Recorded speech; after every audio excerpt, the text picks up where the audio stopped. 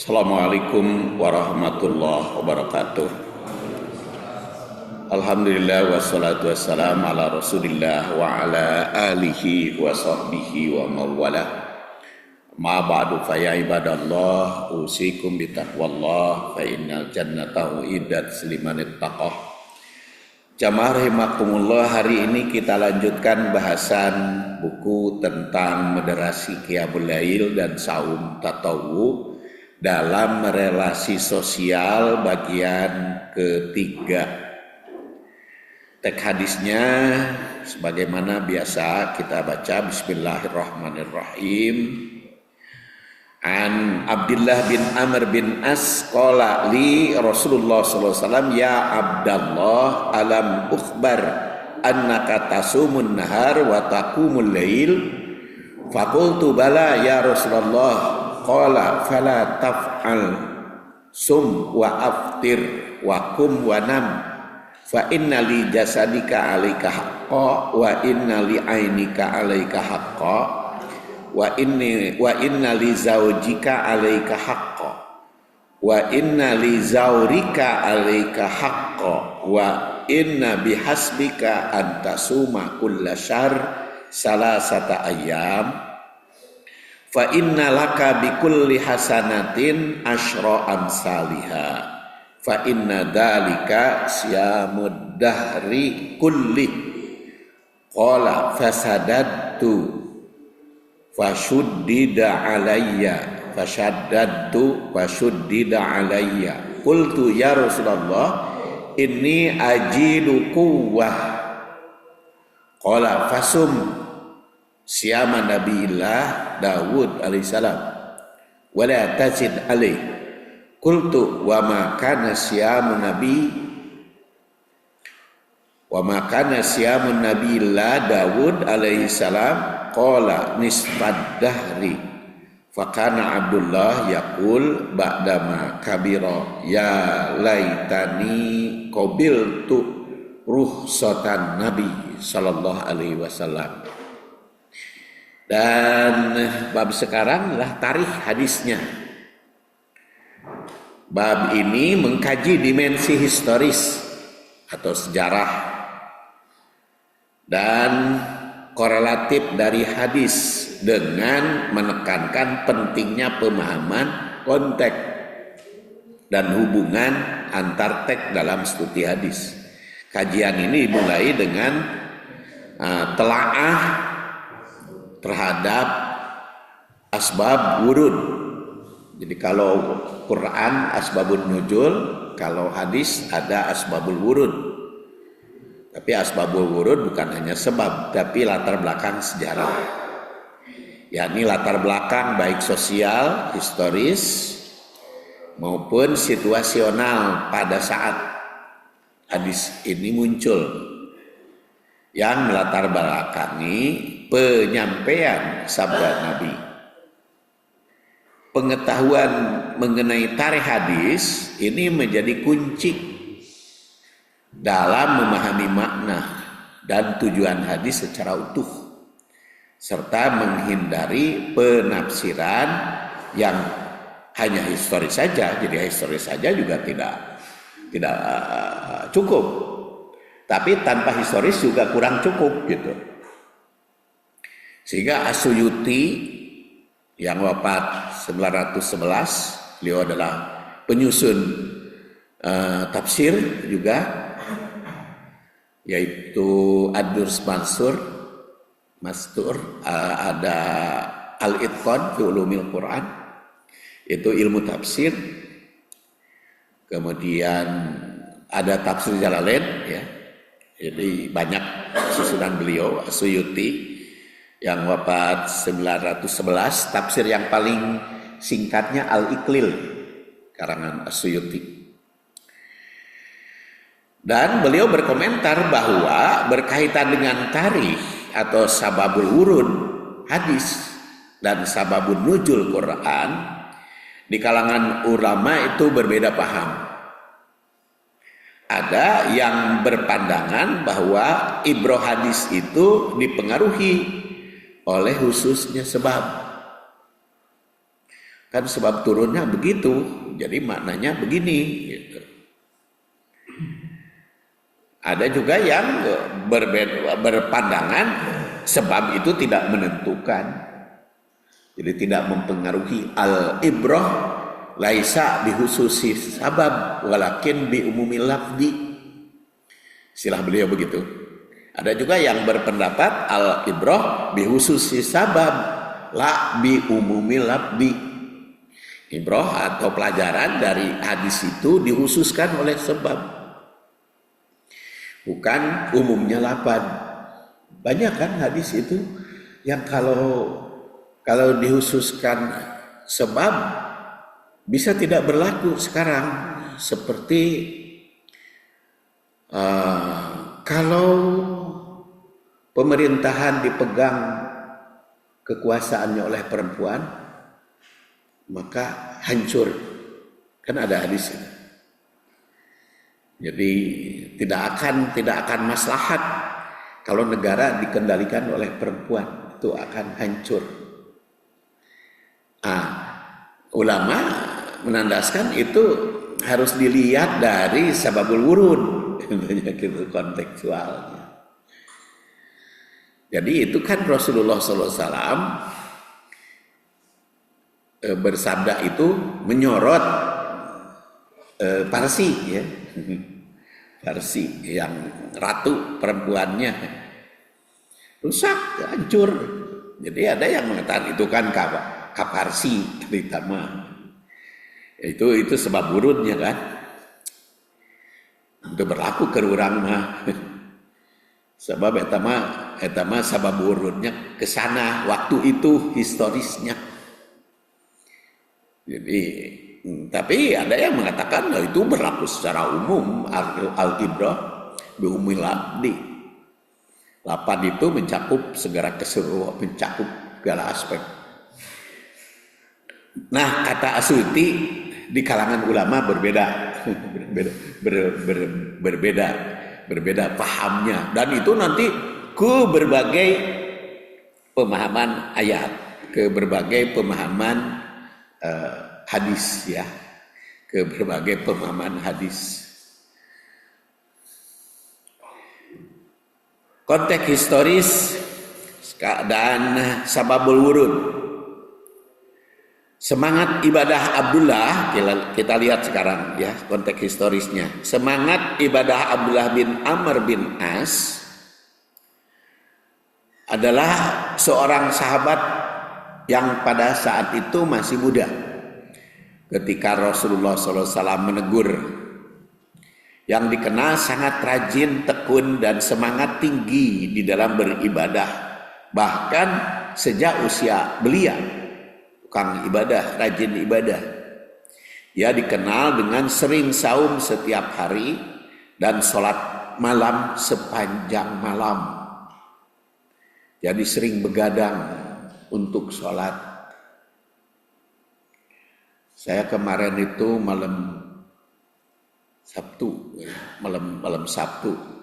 kan bawa anak kontrol ke dokter saraf, karena anak saya kan stroke yang cikal, bawa ke dokter saraf.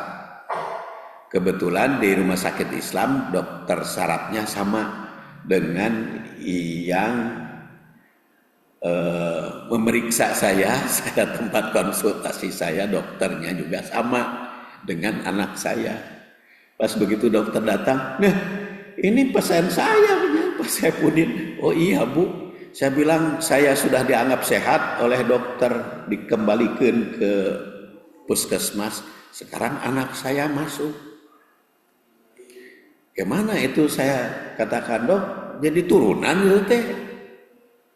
Hari penyakit itu keturunan atau bukan? Kok anak saya cager? Itu kata dokter. Ini saya antar anak saya. Turunan bukan? Kata dokter teh, turunan itu gaya hidup. Jadi bukan stroke-nya, gaya hidupnya katanya. Itu mempunyai kesamaan anak bapak itu dengan bapak. Oh iya betul. Karena saya dulu sebelum stroke ini. Dulu sebelum stroke tidur itu setelah jam 12 ke sana. Jadi kalau Bada Isya itu ngarang. Baru setelah jam 12, jam 1 baru saya tidur. Dan anak saya begitu.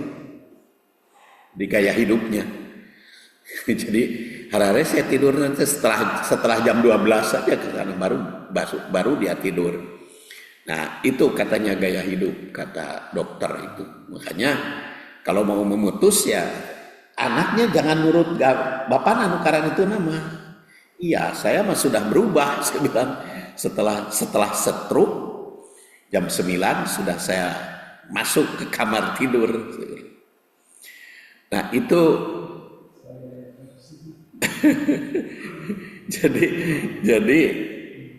jadi bagi yang punya penyakit gitu itu jangan diwariskan gitu. Jangan diwariskan. Makanya kan di sini juga Amr bin As kan ayahnya lihat anaknya sering begadang. Beliau untuk tahajud. Kalau saya tahajud mah tara banyak-banyak, saya mah ringkas saja paling enteng ya. Kumaha cenah ari tahajud teh sabaraha rakaat? Eta we ketika Aisyah ditanya berapa rakaat salat Rasul? Ya kata Aisyah rek Ramadan, rek bulan Ramadan, rek bukan kan Rasul mah enggak pernah menambah 11 rakaat. Eta we nu dipakai deh. Enteng. Walaupun karena ada penafsiran itu mah katanya minimal, itu mah kan kekhususan. Historisnya kan banyak tadi seperti hadis itu. Tapi yang saya soroti ingat di dalam hadis ini tadi Rasul bersabda kum wanam, bangun malam tapi tidur. Jadi tahajud nama sakedeung tapi banyak begadangnya itu tidak baik kata Rasulullah. Itu secara historis ya. Secara historisnya ini kan kepada Abdullah bin Amr bin As. Dan dalam riwayat yang lain disebutkan bahwa ayahnya yaitu Amr bin As itu merasa khawatir melihat kebiasaan Abdullah bin Amr bin As itu. Maka beliau lapor kepada Rasul bahwa anaknya terlalu keras dalam ibadahnya hingga bisa mengabaikan tanggung jawab sosial dan mengabaikan tanggung jawab keluarga. Walaupun istrinya cantik sudah dinikahkan oleh ayahnya, tapi merasa ditinggalkan istrinya oleh suami. Maka ketika kabar ini sampai kepada Rasul, beliau memanggil Abdullah bin Amr bin As. Itu historis. Nasihat Nabi itu sebagai bentuk taujih atau bimbingan. Hadis ini turun sebagai taujih Nabi, yaitu bimbingan langsung Rasul terhadap sahabatnya yang sangat bersemangat tetapi belum memiliki keseimbangan antara ibadah dan hak-hak lain dalam hidup. Nabi SAW menunjukkan bahwa Islam adalah agama yang seimbang, penuh hikmah dan manusiawi. Beliau menyampaikan bahwa tubuh, mata, jadi jangan kurangi tidur, mata juga, tapi jangan juga berlebihan ya. Tidak kurang dan tidak juga berlebihan. Pasangan seperti istri, bahkan tamu itu memiliki hak dan kewajiban yang harus dipenuhi, harus ditunaikan. Sehingga ibadah tidak boleh sampai mengabaikan aspek kehidupan lain, termasuk juga istirahat. Istirahat juga perlu. Hubungan sosial dan tanggung jawab rumah tangga. Kemudian di sini penetapan standar ibadah secara historis. Dalam hadis ini Nabi menetapkan bahwa puasa atau saum Nabi Daud itu saum yang paling lama, yang paling banyak, selang-seling, sehari saum sehari tidak, adalah bentuk saum sunat paling utama dan batas maksimal dalam ketekunan ibadah saum. Ketika Abdullah menyatakan bahwa ia mampu lebih dari itu, Nabi melarangnya. Ketika dia kan, ya Rasulullah, saya kan mampu lebih dari itu, lebih dari saum Nabi Daud. Kenapa tidak? Saya bisa setiap hari, kata Abdullah bin Amr. Maka Rasulullah SAW melarang. Tapi memang saum Nabi Daud itu tergantung juga ya latihan. Ada salah satu jamaah di masjid di Riung Bandung, Muhajirin, ada Pak Uju namanya. Itu sejak kecil dia saum Daud. Dan sampai sekarang usianya hampir 80 masih saum Daud itu. Dan itu justru katanya kalau enggak malah sakit perutnya gitu. Kan saya katakan kan, Bapak kan sekarang sudah usia lanjut, kenapa masih saum Daud? Tapi dah cenah lamun kamari saum ayeuna saum apa, lamun kamari teu saum ayeuna teu saum deui jadi beuteung Bapak mah. Itu saum. Jadi tergantung kebiasaan juga ya. Makanya itu juga kalau pas hari tasyrik kan 4 hari itu tidak boleh saum. Nah, iya ente saum tapi cenangan ukur ngabatalkeun minum teu makan teu anger. Tuh, jadi tergantung kebiasaan. Jadi bagi yang tidak biasa mah berat gitu. Tapi bagi yang enteng ya mudah, tergantung didikan. Naon atuh cente sebabna baheula eta make saum Nabi Daud, baheula mah cenah sadahareun. Jadi didik saum Nabi Daud ku kolot sadahareun. Nah, ketika kembali kepada Abdullah bin Amr, ya mampu lebih dari itu, Nabi melarang melampaui batas dari paling banyak, karena saum Nabi Daud itu terbanyak. Lebih dari Nabi Daud itu tidak boleh. Dan ternyata bagi Abdullah bin Amr bin Asma dilanjut usia mah berat saum Nabi Daud teh. Jadi mungkin ketika masih muda mah kuat gitu, tapi begitu tua nggak kuat. Seperti saya keur budak mah saum mati geni teh dilaksanakeun atuh. 3 hari 3 malam tidak makan. Itu saum mati geni. Ada 40 hari hanya makan nasi jeung uyah. Itu 40 hari. Jadi kalau mati geni mah 3 hari 3 malam tidak makan. Tuh ada juga kan ya 1 minggu tidak boleh ngomong. Jadi kalau ada perlu ya kudu nulis, tidak boleh ngomong. Itu keur masih muda. Kan seneng nu karar itu keur masih muda mah ya. Tapi sekarang jangankan 3 hari 3 malam, 1 hari saja saum geus lohor itu aduh guling gasahan. Di masa tua sekarang coba saum sunat sehari, tengah hari itu bukan guling gasahan lapar, tapi kepala itu riut gitu, pusing gitu sekarang.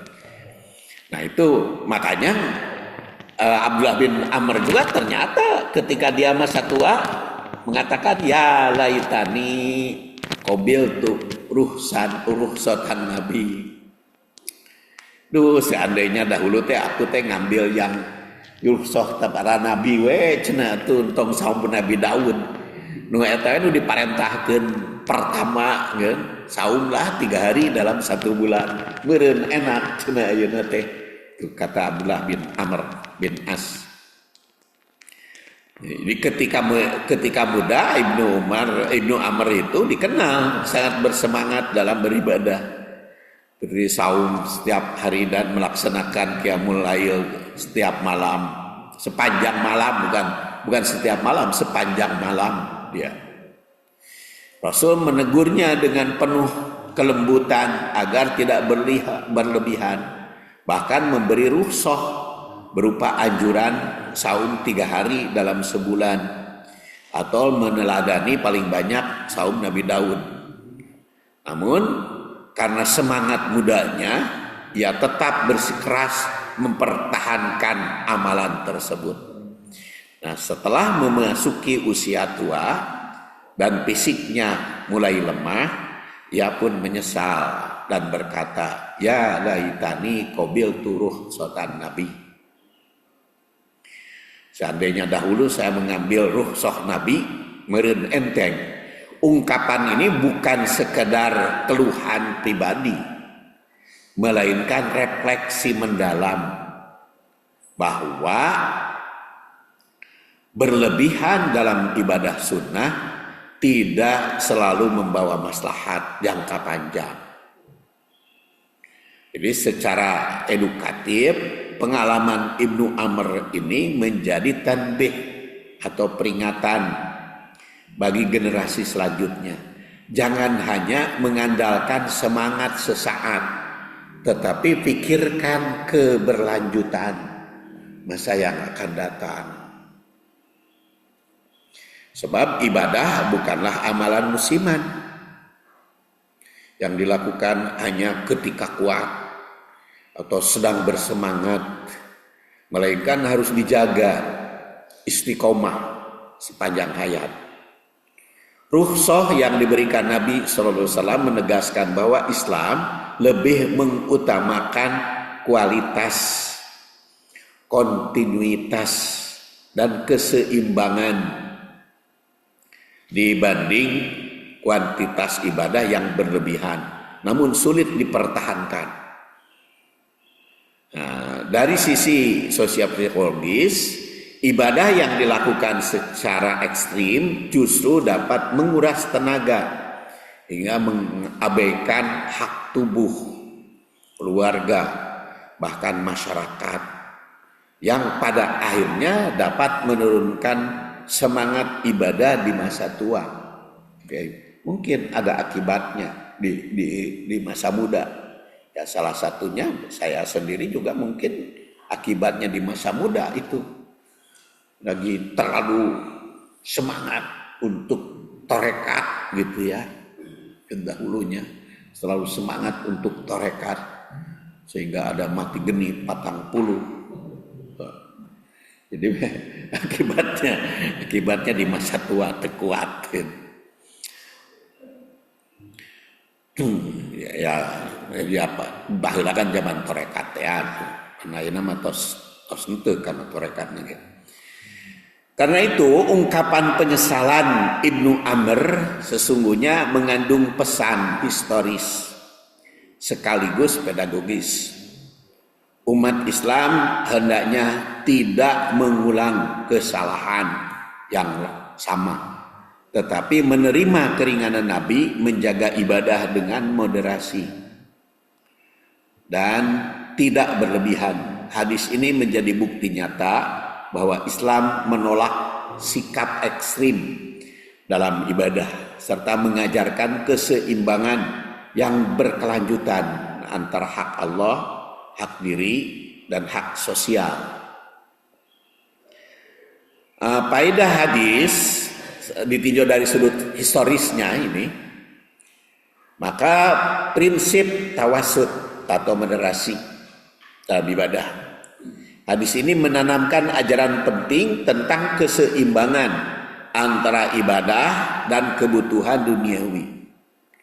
Sebuah prinsip dasar dalam Islam, tidak ekstrim dalam spiritualitas, dan tidak tenggelam dalam kenikmatan dunia.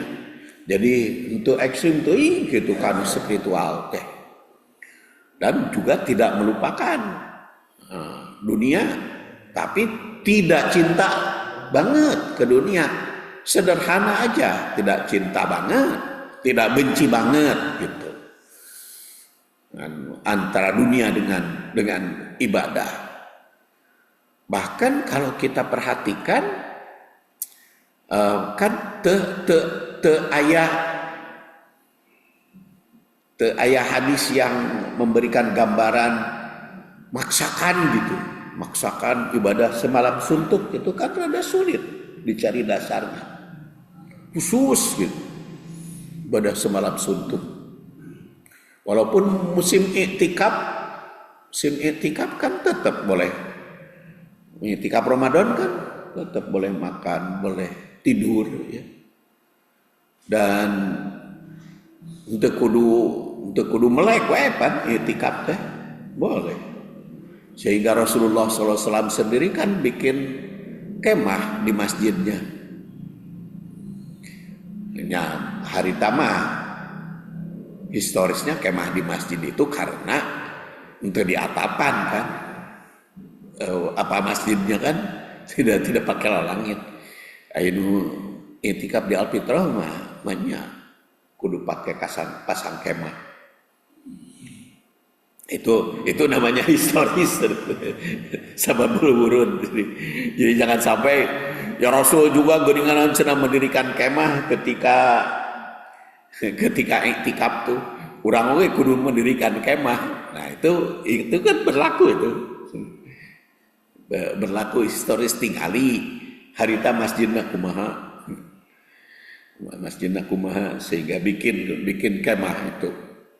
Karena kalau semalaman di luar tanpa atap kan itu berbahaya, makanya bikin kemah. Nyari di Alfitrah mah iktikafnya ya sudah berbentuk kemah masjidnya juga. Itu jadi contoh historis juga ya. Jadi tidak terlalu ekstrim karena ternyata tidur juga gitu. Untuk banyak baca Quran ayo semalam suntuk, enggak, iktikaf itu. Kemudian yang kedua, ibadah yang berkesinambungan itu lebih diutamakan. Berkesinambungan, berkelanjutan itu lebih diutamakan. Islam mengajarkan bahwa amal yang sedikit tapi konsisten itu lebih disukai oleh Allah Subhanahu wa taala daripada yang banyak tapi tidak berkelanjutan. Ini hadis juga dikatakan anna Rasulullah sallallahu alaihi wasallam suila ayul amal ahabbu ilallah, amal apa yang paling dicintai oleh Allah? Qala Rasul menjawab adwabuhu, eta yang rutin, yang dawam, yang kontinu, wa in qalla, walaupun sedikit. Jadi sebaik-baik amal adalah yang paling rutin meski sedikit. Di hadis riwayat Muslim. Kemudian ketiga, perhatian Nabi sallallahu alaihi wasallam pada kondisi psikofisik sahabat. Rasul bukan hanya membawa syariat, tetapi juga mendidik pendidik yang memahami jiwa umatnya. Beliau tidak ingin semangat ibadah yang ekstrim justru menjadi beban bagi sahabat. Bahkan ketika ada yang mengikuti praktek Rasul seperti Abu Hurairah kan ingin meniru Rasul wisol, saum tanpa buka.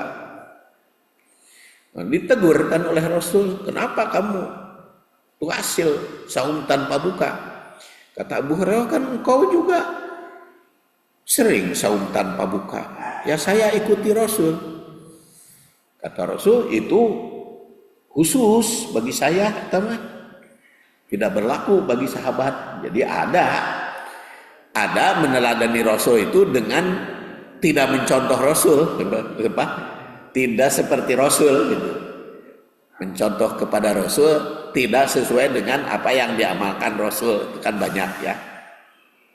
Sudah saya sampaikan waktu bahasan ilmu hadis dulu. Jadi ada berteladan pada Rasul, justru kita harus berbeda dengan Rasul. Karena petunjuk Rasul begitu. Ya antara lain eta saum wisol. Rasul melakukan, tapi kata Rasul kalian jangan, itu mah khusus bagiku. Jadi berteladan pada Rasulnya berbeda dengan Rasul. Itu antara lain. Kemudian yang kedua adalah punya istri. Punya istri lebih dari 4. Kan kita tidak boleh melebihi 4. Padahal Rasul 9. Itu kholisotan laka. Justru harus kita berbeda. Dan punya istri 4 juga harus dilihat historis. Kan historis turun ayat surat An-Nisa ayat 3 itu, fankihu ma tobalakum minan nisa masna wa sulasa wa ruba. Ketika historis itu para sahabat rata-rata istrinya lebih dari 4. Ada yang 8, ada yang 9, ada yang 11. Maka turun surat An-Nisa ayat 3 supaya kurangan maksimal 4, maka dicerai weh leuwihna nu 5 cerai hiji, nu 8 cerai 4, sesakeun 4. Itu historis. Jadi berlaku teh nyanung teh anu historisnya banyak dikurangi. Di Indonesia historisnya kumaha?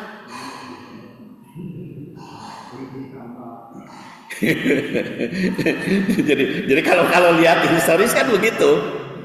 Di Indonesia historisnya kumaha?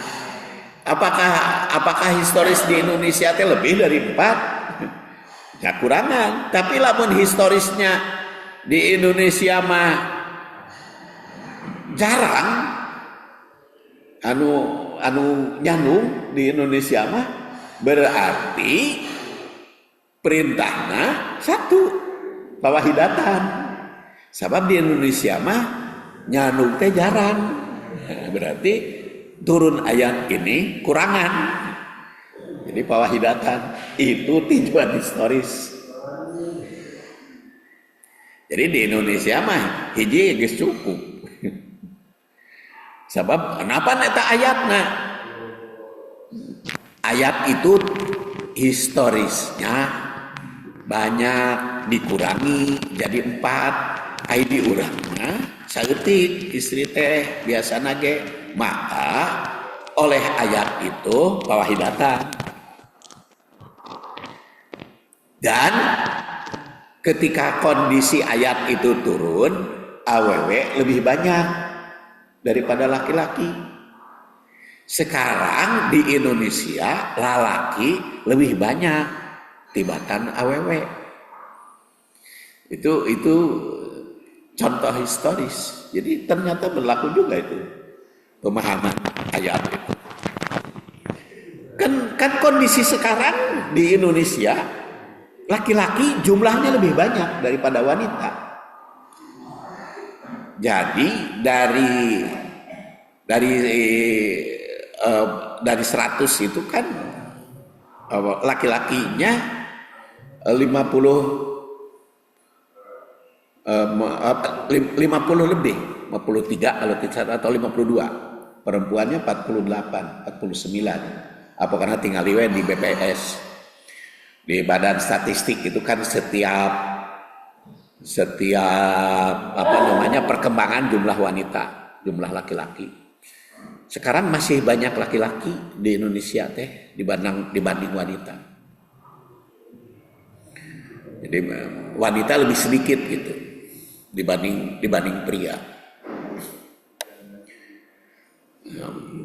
Dan kemudian jumlah pegawai lapangan kerja lebih banyak wanita. Jadi ari jumlah wanita itu lebih sedikit dibanding pria, tapi lapangan kerja lebih banyak wanita dibanding pria.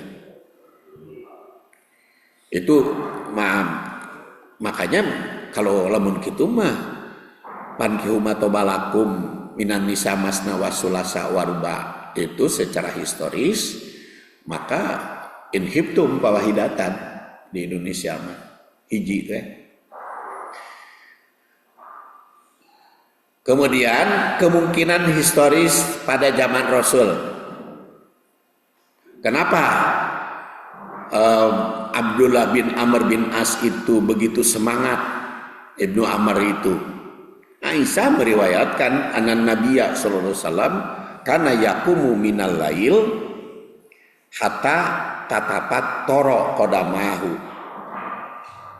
Faqalat Aisyah lima tasna'u hada ya Rasulullah wa qad ghafarallahu laka ma taqaddama min dhanbika wa ma ta'akhkhar. Qala afala uhibbu an akuna 'abdan syakura. Falamma kasura lahmuhu shalla jalisan fa idza arada ayyarka'a qoma faqara'a summa raka'a. Sungguhnya Nabi, kata Aisyah, kana yaqumu minal lail,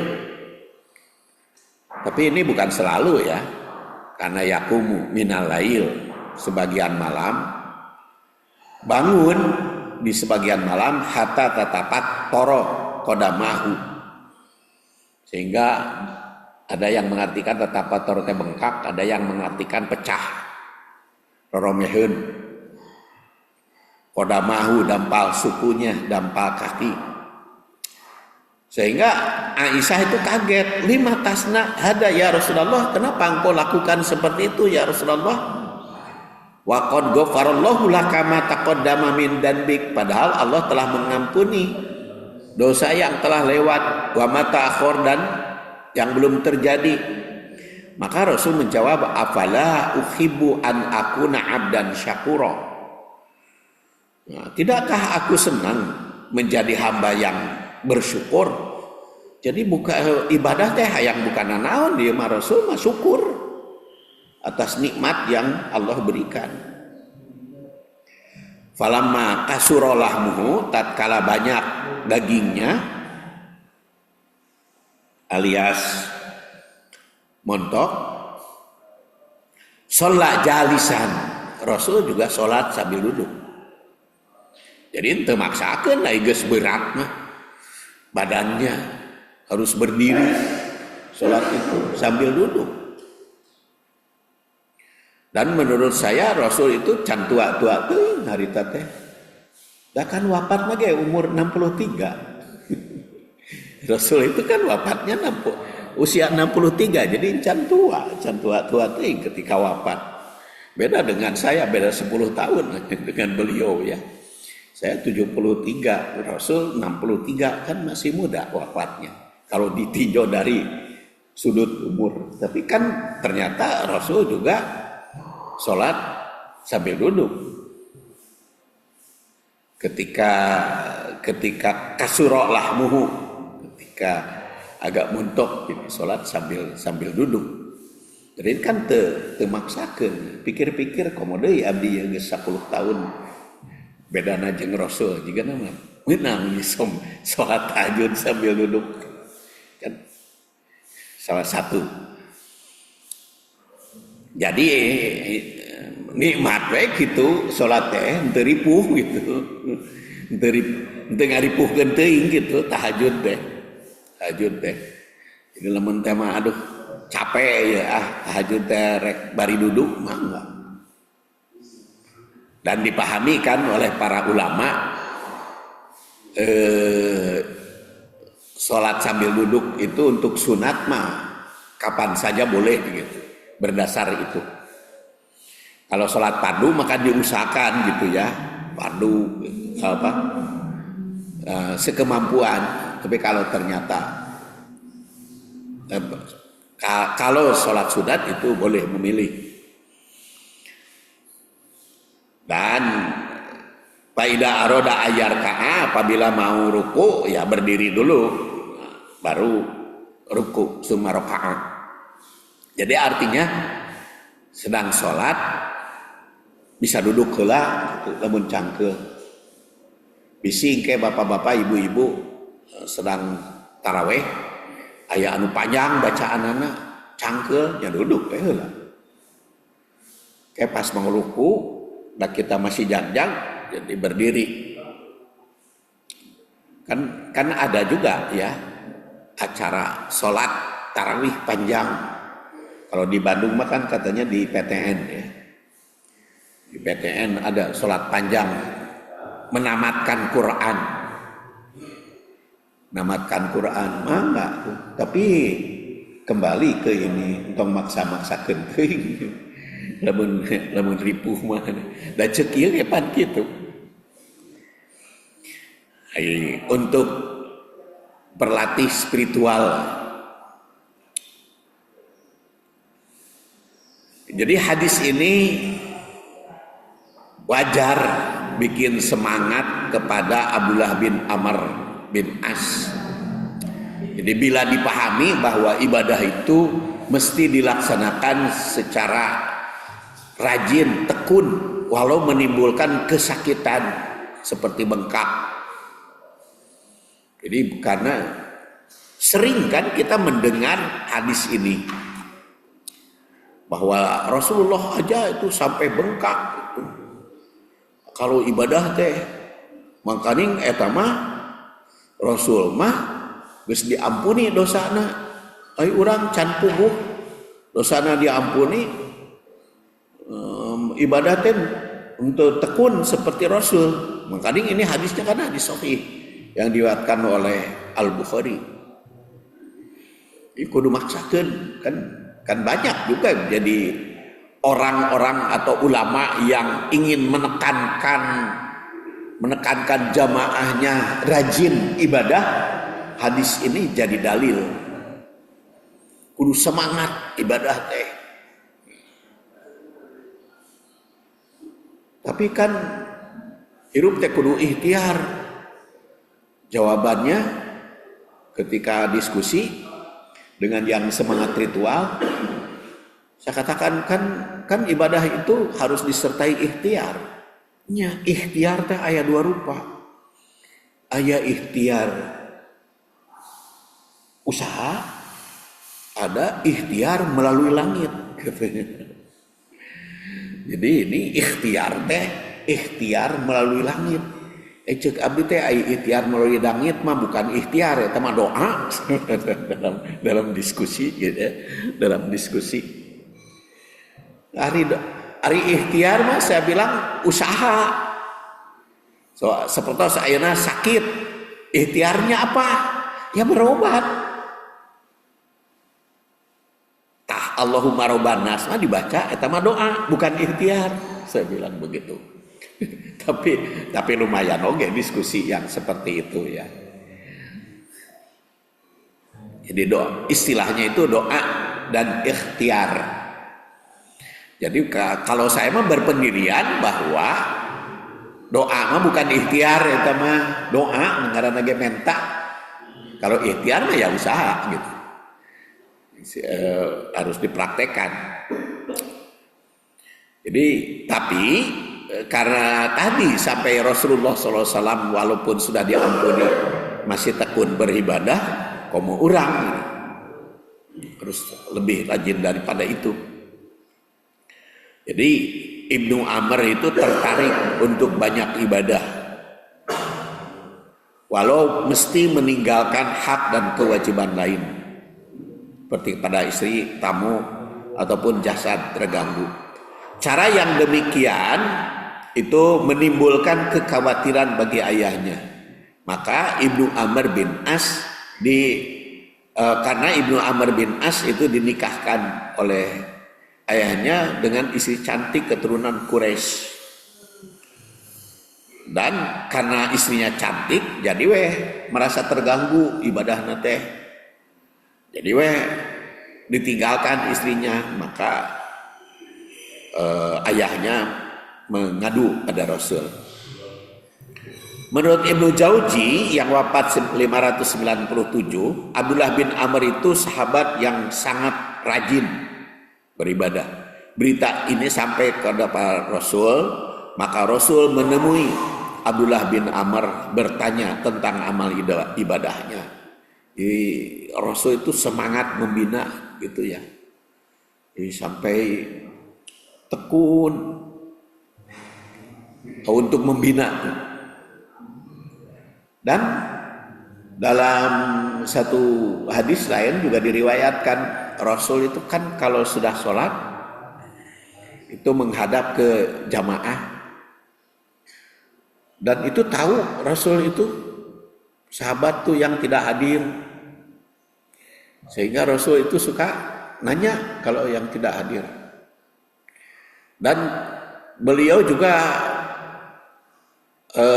setelah sholat pernah berpesan kan, ittaqullah wa qulu qaulan sadida, itu kepada jamaah laki-laki. Setelah itu Rasul itu berangkat dari tempat beliau jadi imam itu menuju ke jamaah perempuan. Jadi karena kan di zaman Rasul kan banyak juga kan perempuan yang bermakmum kepada Rasul. Jadi setelah kepada jamaah laki-laki dia memberikan nasihat setelah sholat itu, lalu beliau datang ke jamaah perempuan untuk memberikan nasihat khusus kepada perempuan. Jadi apa nasihat kepada laki-laki, apa nasihat kepada perempuan, itu ada nanti hadisnya, mungkin akan terbahas di bab lain. Sehingga ketika saya membahas hadis itu, muncul itu pertanyaan dari jamaah, namun kitu mah cenah di zaman Rasul antara jamaah laki-laki jeung jamaah perempuan teh untuk dihijab atuh cenah. Saya bilang, nah bisa juga itu tafsiran begitu, saya bilang. Kan teu disebutkeun dina hadis teh Rasulullah datang ke jamaah perempuan membuka hijab, membuka sutrohnya, kan enggak, itu di dalam hadis itu tidak diceritakan. Atuh lamun kitu mah di zaman Rasul cenah antara jamaah laki-laki dengan jamaah perempuan teh untuk pakai hijab. Pertanyaan itu ngahulang oge bagi saya itu. Jadi disitulah dialog itu pentingnya. Jadi salah satu pemahaman ternyata Rasul itu bisa komunikasi gitu. Bisa komunikasi yang pada saat itu mah belum ada pengeras suara. Kan belum ada speaker hari tamu. Matak si jamaahnya kan dekat, kemudian Rasul menghadap kepada jamaahnya, terus datang kepada kaum wanita. Teu cara ayeuna kan, ayeuna mah model abdi we tiasa komunikasi nu dipayun hungkul. Anu di belakang mah teu tiasa komunikasi kan, nanti hanya saya yang bicara kepada jamaah yang di belakang mah. Yang jadi hanya yang dekat kan, yang di belakang mah pami bapak-bapak yang di belakang nyarios kami teka kuping gitu. nggak kedengaran. Jadi kalau di belakang ada komentar nggak kedengaran saya, ya hanya di depan. Nah itu kan tergambar Rasul itu jadi sampai baju gitu setelah sholat. Itu salah satu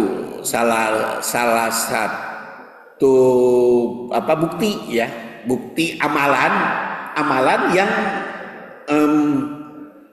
mungkin di dalam hadisnya tidak terungkap secara langsung, tapi apakah mesti dihijab ataukah tidak? Nah itu salah satu contoh.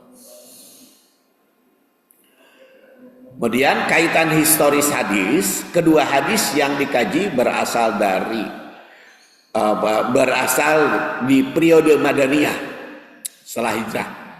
Jadi hadis ini baik hadis yang ini tentang paroka'a sumaroka'a jalasa sumaroka'a dan juga Ibnu Amr itu peristiwanya Madinah. Jadi di sini Rasulullah SAW tidak hanya menyampaikan hukum-hukum Islam secara lebih sistematis, tetapi juga menekankan pentingnya prinsip keseimbangan, tawazun, dan moderasi atau wasatiyah dalam pelaksanaan ibadah. Hadis yang diriwayatkan Aisyah menggambarkan ibadah Nabi yang sangat intens hingga kaki beliau bengkak meskipun telah dijamin ampunan. Ini menunjukkan bahwa ibadah beliau adalah manifestasi dari syukur mendalam.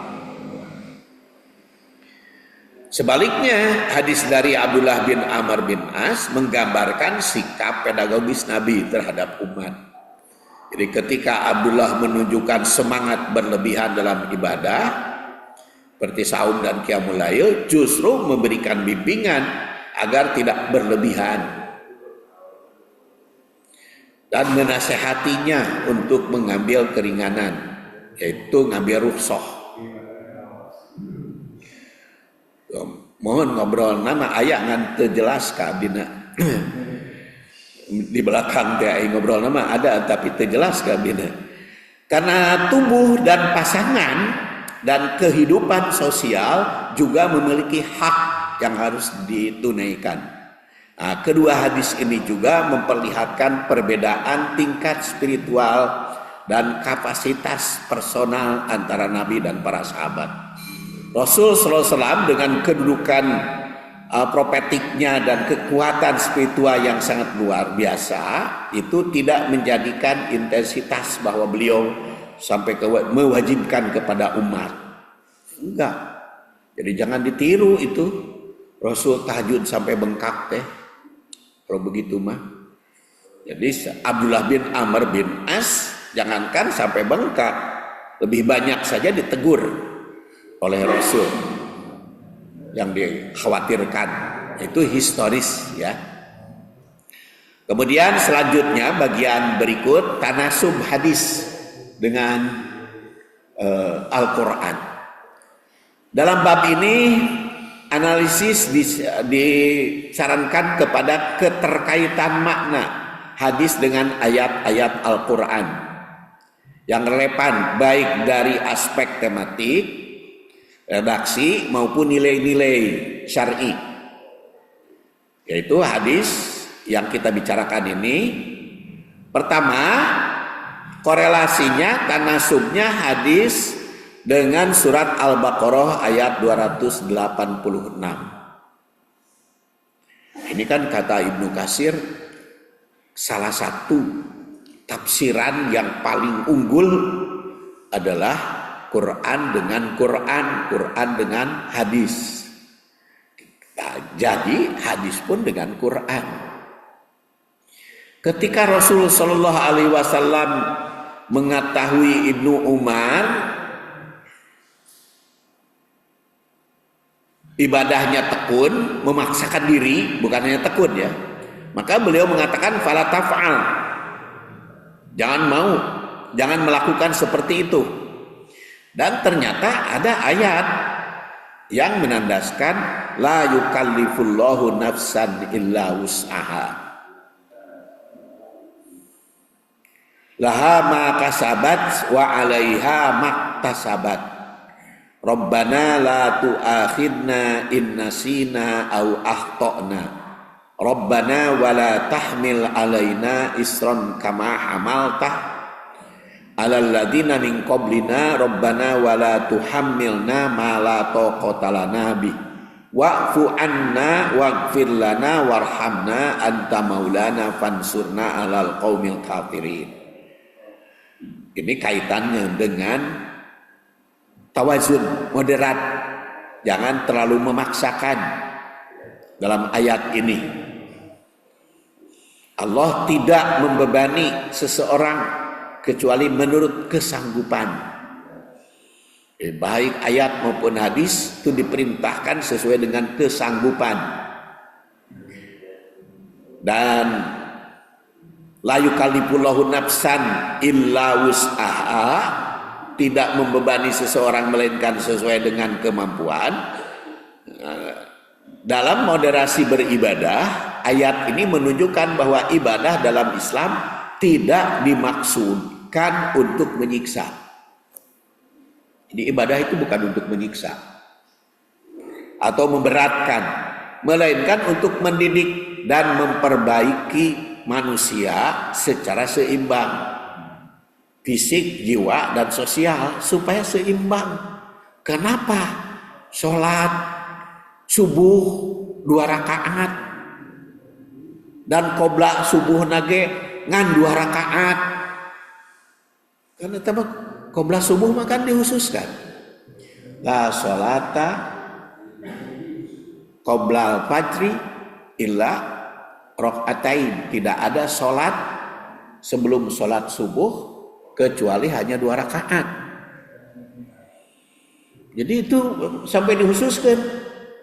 Jadi bapak-bapak nu sumping ka masjid sudah adzan sebelum qomat, sholat qobla subuhnya kalau berdasar hadis hanya 2 rakaat. Jeung teu panjang-panjang teuing itu kata Aisyah. Saya menyangka Rasulullah jika nama teu maca Fatihah gitu. Kata Aisyah. Jadi setelah sholat 2 rakaat, setelah adzan itu sampai ke masjid, sholat 2 rakaat, terus saya berdoa, beristighfar, nungguan qomat ya. Kan di sini kan ada jadwalnya gitu, qomat berapa menit sekali, berapa menit lagi begitu datang. Itu ini masih 10 menit deui. Cukup walaupun 10 menit deui salatna 2 rakaat dah kitu geuning dina hadis teh gitu. Terus saya calik kan geuninganna sok aya anu 2 salat kahiji tahiyatul masjid, salat kedua salat fajar, salat ketiga qobla subuh, jadi 3 fajar ongkoh, qobla subuh ongkoh sampai 3 kali. Tapi kalau berdasar hadis itu mah rek baru datang, rek cicing keneh anggar we 2 rakaat.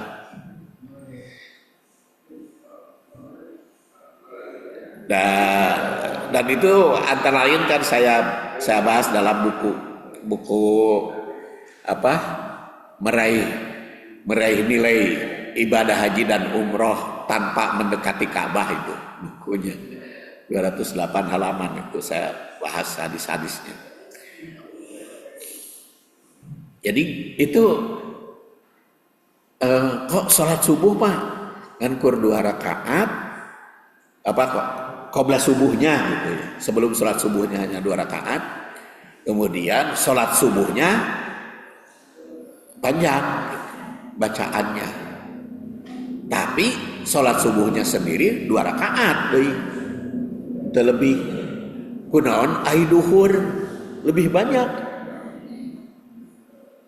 Pertanyaan, rakaatnya duhur kan 4, dan qobla duhur ba'da duhurnya bisa 4 gitu. Ada yang 4, ada yang 2 kan. Jadi kan duhur itu lebih banyak gitu, lebih lama, lebih banyak sholatnya. Jadi kalau mengambil yang 4 jadi 12 rakaat kan duhur. Qobla 4, sholat duhur 4, ba'da duhur 4, jadi 12 rakaat duhur mah. Sementara subuh cuman 2, jadi 4 jeung lupa nu sunatna. Nah itu teh kalau kita lihat la yukallifullahu nafsan geus diatur eta teh syariat teh. Itu teh cocok jeung beban, jeung fisik kita gitu. Yang fisik kita. Jadi sholat zuhur mah lebih banyak itu cocok gitu. Mungkin dari berbagai segi bapak-bapak bisa melihat dari keahliannya masing-masing. Mungkin dari segi psikologis gitu ya, itu masa sibuk gitu, masa sibuk. Terus bagi yang ini kan, bagi yang seperti sekarang kita, ini kembali kepada hadis yang sudah dibahas pada waktu yang lalu. Seperti kita kan sejak qobla subuh kan kita di sini di masjid. Kemudian setelah sholat subuh kita diskusi yang zikir itu. Kemudian nanti sekarang mah masuk waktu duha aja belum jam 6 kan. Waktu duha sudah sebelum jam 6 sudah ada waktu duha. Jadi kalau di situ dikatakan kalau sejak awal kita masuk masjidnya 2 rakaat qobla subuh, 2 rakaat sholat subuh, kemudian zikir, kemudian terbit matahari, juga dikatakan yusolli rokaatain, itu juga hanya 2 rakaat Rasul. Jadi sholat duhanya, lamun langsung di dieu mah, ente pulang heula 2 rakaat. Tapi kalau nanti ente di masjid baik gitu, sejak subuhnya tapi pulang, tapi mau sholat duha di rumah kan maksimal 12. Ada yang 2, ada yang 4, ada yang 8, ada yang 12 kan. Tapi kalau yang langsung dari kita seperti sekarang ini, ternyata penutupnya hanya 2 rakaat. Itu aturan-aturan atau praktek Rasul, syarat-syarat Rasul itu dikaitkan dengan ayat ini memang sudah disesuaikan dengan kemampuan manusia. Karena la yukallifullahu nafsan. Kemudian yang kedua, tanggung jawab individual berdasar usaha, laha makasabat wa alaiha maktasabat. Setiap jiwa mendapatkan pahala dari kebaikan yang diusahakannya dan menanggung dosa dari kejahatan yang dikerjakannya. Tapi kan hebatnya Allah teh kalau berbuat baik dijanjikan 10 kali lipat pahalanya. Tetapi kalau jahat tidak ada balasan kecuali sesuai dengan amal. Jadi hari kejahatan mah teu dilapat gandakan dosana, tapi lamun kebaikan dilipat gandakan. Kita bager ngetek itu. Menurut istilah Al-Qurtubi, laha makasabat itu minal khair, kalau laha makasabat mah. Tapi kalau alaiha itu minasyar.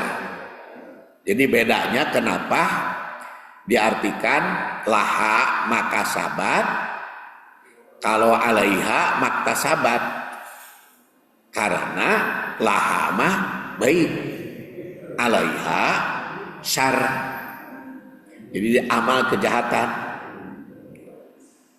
Implikasi moderasi ini, Islam memandang manusia bertanggung jawab secara personal, bukan kolektif atau irasional. Ibadah yang dilakukan karena kesadaran dan usaha pribadi lebih dihargai daripada ibadah yang dilakukan karena tekanan atau formalitas. Itu makna pertama, laha makasabat ma'alaiha maktasabat. Kemudian permohonan keringanan. Rabbana la tu'akhidna in nasina au akhtana. Ya Allah, jangan hukum kami jika kami lupa atau kami keliru. Ayat ini menjadi dasar syar'i bahwa kesalahan karena lupa dan tidak sengaja tidak dibebani dosa. Al-Baidawi mengatakan bahwa perbuatan dosa itu bagaikan racun yang dilakukan sengaja ataupun tidak sengaja bisa berakibat buruk. Tapi anu teu disengaja mah tidak disiksa, tidak dipertanggungjawabkan, tetapi itu teh bagaikan racun Kata Al-Baidawi mah dosa mah. Jadi dosa mah rek anu sengaja, rek tidak sengaja, dampak kepada pribadi mah akan ada dosa itu. Karena seperti racun, sok minum racun, disengaja mabok, teu disengaja ge sarua. Kan racun mah tidak sengaja ya anger mabok. Tapi Allah teu nyiksa anu tidak sengaja. Makanya harus hati-hati untuk berbuat dosa teh walaupun tidak sengaja. Dan Allah mengampuni atas rahmatnya karena lupa. Rasul bersabda, innallaha tazawaja ala ummati al khoto'a wan nisyan wa mastukrihu alaih. Sungguhnya Allah memaafkan dari umatku sesuatu yang dilakukan karena salah, karena ketidaksengajaan, dan sesuatu yang dipaksa. Allah terpaksa berbuat itu tidak disiksa. Tapi kata Al-Baidawi, hati-hati berbuat dosa mah seperti racun, aya we dampakna karena diri. Nah, dalam ibadah kesalahan seperti lupa rakaat atau salah bacaan atau ketidaktahuan itu kan mendapat toleransi, rukhsah yang merupakan bentuk nyata moderasi syariah. Kemudian kalimat berikutnya, permohonan agar tidak bebani seperti umat terdahulu, wala tahmil alaina isron kama hamaltahu alal ladina min qablina. Isron berarti beban berat baik secara lahir maupun batin, seperti syariat Bani Israel yang berat karena pembangkangan mereka, misalnya haramnya banyak hal yang dulunya haram. Islam datang sebagai agama toleransi yang yusrun, bukan keras dan penuh beban. Wa ma ja'ala 'alaikum fiddin min haraj. Allah itu tidak menjadikan dalam agama ini kesulitan, kemudahan. Lalu doa berikutnya, wa'fu anna waghfir lana warhamna. Ini 3 permohonan. Wa'fu, waghfir, warham. Wa'fu itu penghapusan kesalahan. Lalu waghfir, ampunan. Dan warham, rahmat.